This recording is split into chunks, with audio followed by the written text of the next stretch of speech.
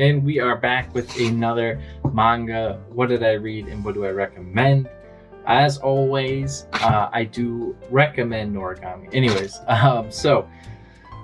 this is a newer format that I was trying out. Let me know down below if you guys enjoy this newer format.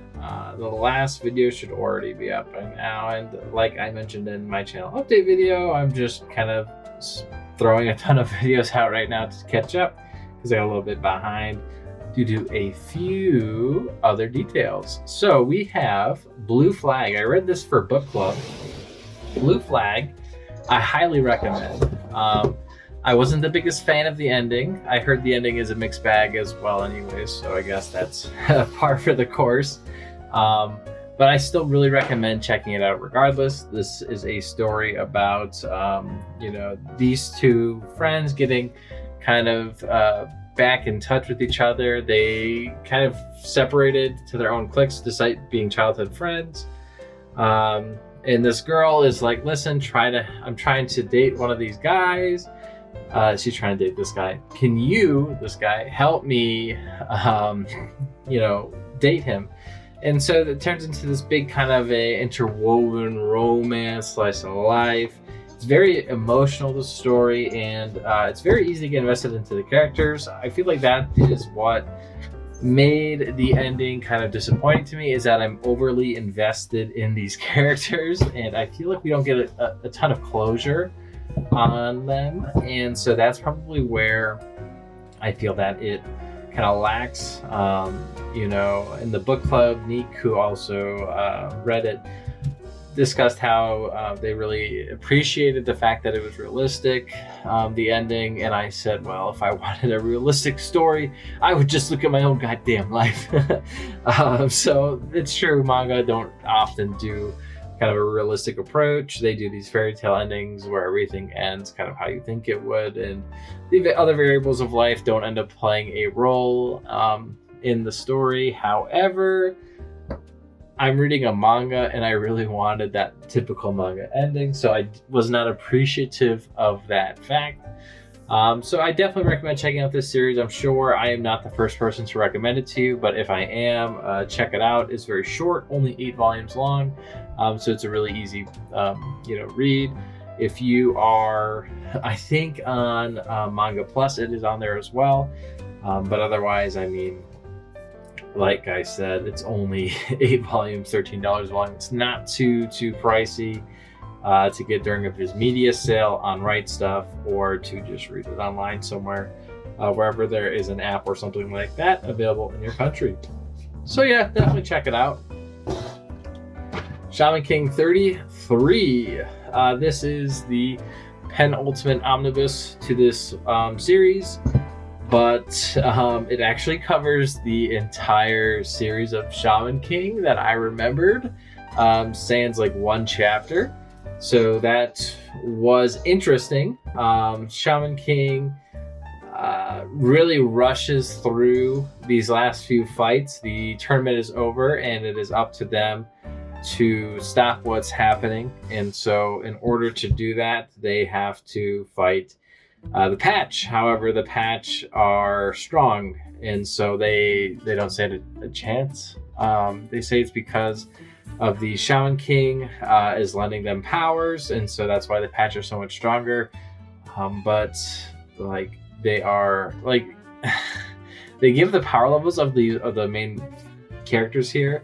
Like Tao Ren is like one of the weakest ones, but of the 5 elementals warriors, and like Yo is the second weakest, and like it says like you're not supposed to trust the mana number readings, but I'm like, even still, that doesn't make any sense,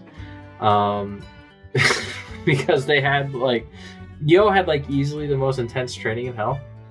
But whatever, I'm not trying to spoil too many things, and trust me, it's really not spoiling anything. The series just really kind of blows it at the end.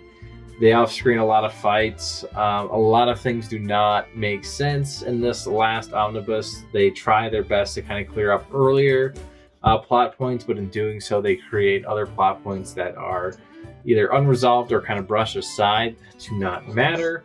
So that's a bummer. Ryu and Faust kind of get the sideline despite being there, which is kind of annoying. I think Faust is a really cool character, especially with the fact that he's not really good, but okay. And I thought Ryu was really cool. He went from like a zero to a hero. But Ryu, of course, just gets constantly shit on. His character trope is I get shit on. And it's really too bad because I think he's a very cool character. Again, I give a mixed recommendation to Shaman King. I could never full-heartedly say you gotta read this series, it's so good. I would say you gotta read about 23 volumes of this series, it's so good though. But it's like, when you read those 23 volumes, you like could not fathom how this series could fail, because it seems like it could just be on autopilot. Like, just let the battle tournament shonen just continue being a battle shonen. Let the tournament just go. You don't really need to put in any input. It literally will write itself. But the author has bigger ideas than he has the shoes to fill. So they become half-baked, half-cooked ideas where the author pulls out these really cool concepts and thoughts, never follows through on them, and then gets tired of writing about it, and then just literally writes it off and just says, and so they won. On to the next challenge. Or doesn't even show a fight. So it's really, kind of a stinks. So Shaman King is one of those series where it's like it really starts off quite well. It has a ton of potential, and then it just does not reach that potential. Forget about the ending. It just doesn't reach that potential in the final act. He seems like he is really remorseful of that fact in his little biography writings at the end, which is really cool. Because I think he should be. Because Shaman King could have been easily something like very special. It could have been one of those big franchises. During the revival they tried to make it that, but I guess it really took off. I heard the anime didn't do super well, but it did get a Flowers sequel greenlit, so I mean it must have done pretty good. At least good enough for that. So I don't know if people are just kind of, putting their own opinions on it, or if there's any actual numbers to back that up. But that's just what I've heard. Gantz, the Omnibus, Volume 1. This is our next reading book club series. I don't know if anybody has read Gantz in the world, but Gantz is a pretty wild tale, to say the least. I forgot how tame these first 3 volumes are. We start off fighting the onion aliens and the not the Tanaka aliens. Heck, what the heck else do they fight in this one? I can't remember what is before the Tanaka aliens, but oh no, it's the Tanaka aliens. Okay, yep. So we just fight the Tanaka aliens and the onion aliens here. Gantz starts off as the main characters are all, for the most part, pieces of shit. Kaido is trying to live vicariously through the main character, Kei Korono's history, how he remembers Kei as a little elementary school boy. And Kei is kind of more apathetic. He is like, what's the point? Life sucks. He's a freaking teenage boy. All he wants to do is get laid, see some tits. He's like 15, 13, 15, something like that. He's a little boy who's just getting raging boners and he can't help himself. And then there is everybody else who is just confused. The main concept of Gantz is the series is about people who die and then they wake up and they can kind of remember that they're like, I'm pretty sure I died, right? Isn't that what happened? And they wake up and realize that they are somehow still alive. And they're like, what the fuck?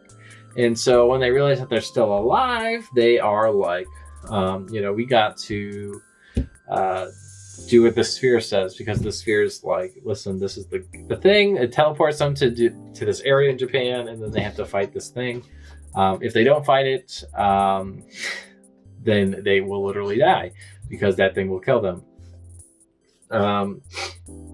One of the main characters is too much of a coward to realize that he is in a war. The other one is like literally too horned up to focus and fight. The author, Hiroyo Oku, apparently helped pioneer digital art, which is very abundantly clear throughout the series. You can see just amazing art even from volume 1.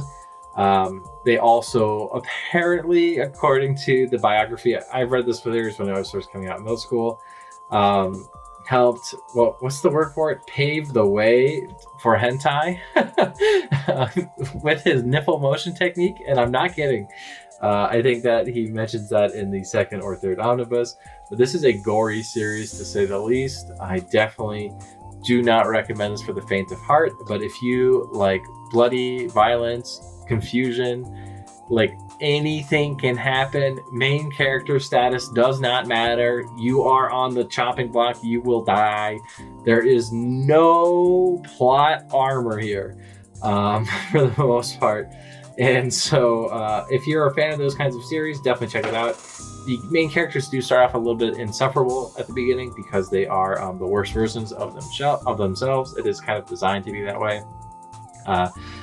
But yes, I do strongly recommend checking out Gantz. Regardless, it is a 12-volume set through Dark Horse. They had a big sale of it during the Right Stuff birthday sale. Hopefully they'll have another one in the holiday sale. So definitely recommend checking out this series if you have not seen it yet or read it. Because it's through Dark Horse, things go out of print pretty easily. Hopefully this gets a deluxe cover edition. But yes, I love this series. I read it when I was in like middle school, I think, in the early 2000s. I was in middle school in the early 2000s, if you didn't know that. Like you know how there's 2010? Like I was in middle school before that. What? Like the 2006. Wow. Lastly, we've got Noragami. Noragami's heating up. We have a really cool thunder fight here. We've got some just really sick action. We've got some revelations about Yato's dad. This series is really great. I cannot recommend reading it enough, again, without spoiling too much. We can see that Yato is cutting the heavens. We see like God show up, which is really cool. And we are in the middle of a trial, and it is like straight up torture. I am on the edge of my seat. Volume 18 literally ends on a cliffhanger, and I cannot wait to get to the volume 19. I had to read Gantz first for the book club, but like I really, really was excited to get to volume 19. So yeah, that is what I read this week and what I recommend as well. Now, I would say read all of these except for Shaman King. I strongly recommend checking out Blue Flag. This is probably my highest recommendation this week, followed by Noragami, Gantz, and then Shaman King. I wouldn't recommend Gantz to everybody. Gantz is kind of a special beast. I would say only read Gantz if you are a big fan of seinen. Violence, action, gore. There is a ton of nudity in it if you didn't know that. Based on even how I was talking about it, it should have been fairly obvious. But it is definitely a mature read, to say the least. But yeah, that is that. I hope you guys enjoyed this week's little rec. We'll see you next time where I wreck more things and I unwreck more things. See you next time. Bye-bye.